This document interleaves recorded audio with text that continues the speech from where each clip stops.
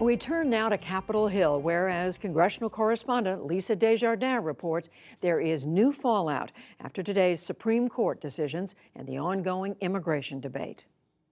While House Republicans struggle on a compromise immigration bill, members of the Senate are showing more signs of bipartisanship.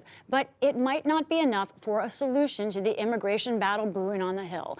Senator Mazie Hirono is a Democrat from Hawaii and the only immigrant currently serving in the Senate, having come to the U.S. from Japan as a child with her mother and brother. Senator Hirono, we're going to talk about immigration and child separation, but first I want to start with the news of the day, the decision by the Supreme Court on the president's travel ban. You've had some very strong words comparing this to the Korematsu decision allowing Japanese internment. Chief Justice John Roberts wrote in the decision that he said that was wholly inapt to liken that morally repugnant order to this one today. Is he right? Why is that a fair comparison? Well, I'm not the only one who's making the comparison to Korematsu. In fact, Sonia Sotomayor, Justice Sotomayor, in her dissent, also likened this decision to the Korematsu case, which was also justified on the basis that it was for national security. And that is what the president is saying regarding his Muslim ban, or at least that's the argument being made, even though during the campaign and even after, he made it very plain. He was very overt about wanting to prevent Muslims from coming to this country. And they cleaned it up in the third iteration or fourth iteration of his Muslim ban, but it's still a Muslim ban. And now the Supreme Court has handed him basically wide powers to do whatever else he wants, just call it national security, and they will not go behind the words of the executive order itself to raise the kind of issues that are present in this case, as noted by the dissents.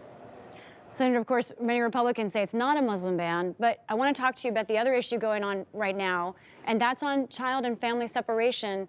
And you have a unique personal perspective on this. Do you mind telling us the story of your younger brother?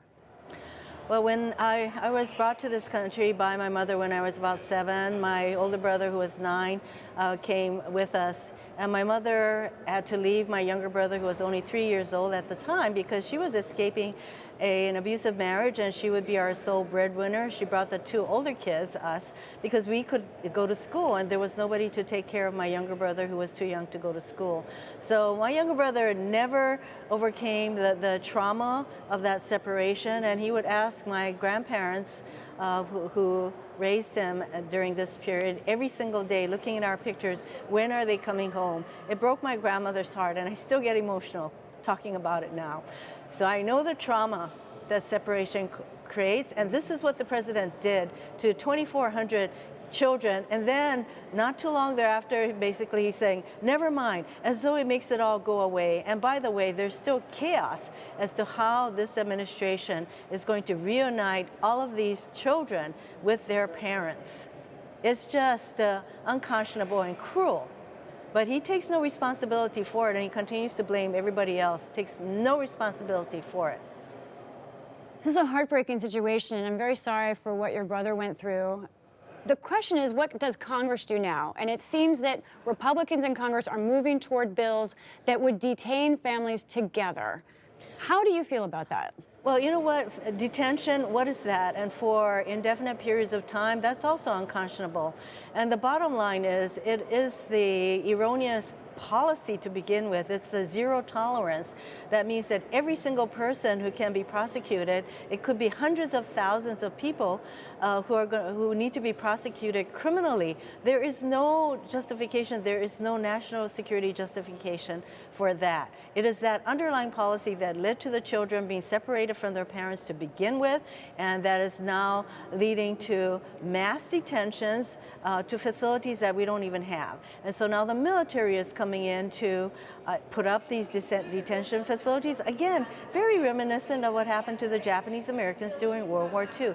I am not the only one who raises that kind of comparison. It was Laura Bush who said we cannot repeat that kind of unconscionable action that destroyed the lives of all those Japanese American families. Are you concerned if Democrats do not compromise in some way, do not go along with the idea of family detention? The president has indicated that he will perhaps separate families again. Are you willing to take that risk by not That- agreeing to the Republicans' idea? You know, the question should be, is he willing to take that risk? He's already gotten a lot of angry people. This is the reason that he backed off. Is he willing to take that risk? Why is it that it's always put on other people? Why does he not take responsibility for the chaos that he himself created? So I say to the president, undo what you did.